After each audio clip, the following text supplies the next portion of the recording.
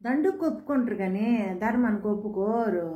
అప్ప ఉన్నమాట అంతే ఉడికినట్టు ఉంటుంది కానీ ఎవలాట అయింది నాకా మొహమాట లేదు. ఏమైనా సరే ముఖం మీద నెత్తాను. నాకా నా మోసుకం ఉండదు.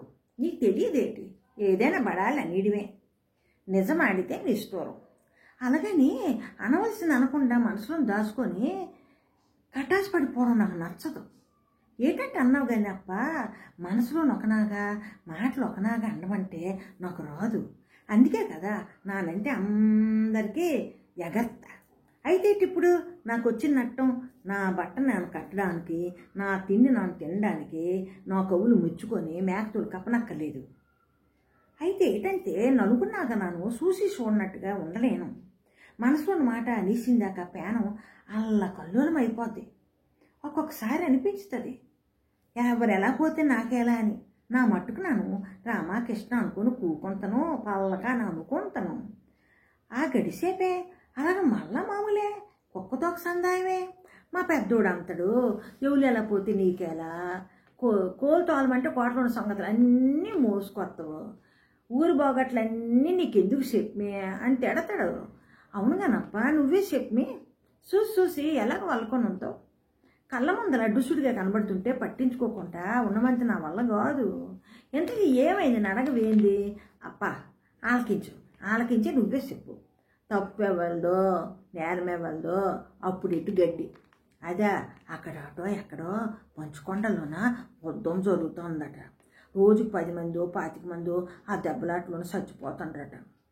ఆ జనాలట మంచులోని చలికి ఒడెట్టిపోయి తిండి తిప్పలు మానేసి రాత్రి పొగులు టపాయికి పట్టుకొని పేనాలకు తెగించి అలాగ చిన్న పనా చెప్పు. పేనాలు తెగించి తిరుగుతాండ్రంటే అదేంటి చిన్న పనా? మనము ఉన్నాం 3 పూట్ల తినేసి డమాబుస్ కబులు చెప్పుకొని పేడ పురుగుల్లో పుడతాము సత్తాం. మనకి ఇలవేటి? మన కోసమే మంచి పనులు చేసిన వాళ్ళకి మనం ఏమైనా సాయం చేయినా మంచిదే కదా. వాళ్ళు అక్కడ పేనాలకు తెగించి దెబ్బలాడబట్టి మనం ఇక్కడ ఇక తుంగంతరం అంతాడు మా మనవడు. వాళ్ళకి సాయం చేయడానికి కుదురుతుంది అన్నాను. ఎందుకు కుదరదు? చందాలు వేసి జమాలకు పంపితే పనికొస్తుంది అని చెప్పాడు.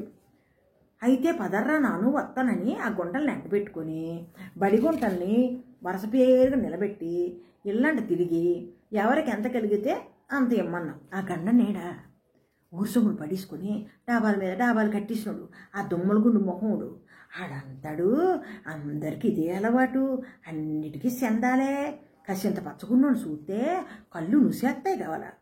చందానేదో గిందానేదో ఎలా నన్ను గసిసినాడట. అప్ప నీకు చెప్పకేంది ఏటన్నానో ఏటినేదో పల్లక పెళ్ళి కొన్నాగా వచ్చి ఇంట్లో చచ్చిపోండు. అది నేను చేసిన తప్పు. ఆడి బుర్ర ఈడు బుర్ర కొట్టి సంపాదించుతారు. ఆ పాపం పోడాకి గుళ్ళు గోపురాలకి చందాలు ఎత్తారు. ఏలు కొలిది డబ్బులు. ఎలపింటి మంచి పనులకి ఇవ్వడానికి చెయ్యి రాదు. అవునప్ప నాకు తెలియక అడుగుతాను. పాపాలు చేసి పరమాత్ముడికి పైసలతోటి మొక్కెత్తే పాపాలు పోతాయో చెప్పి.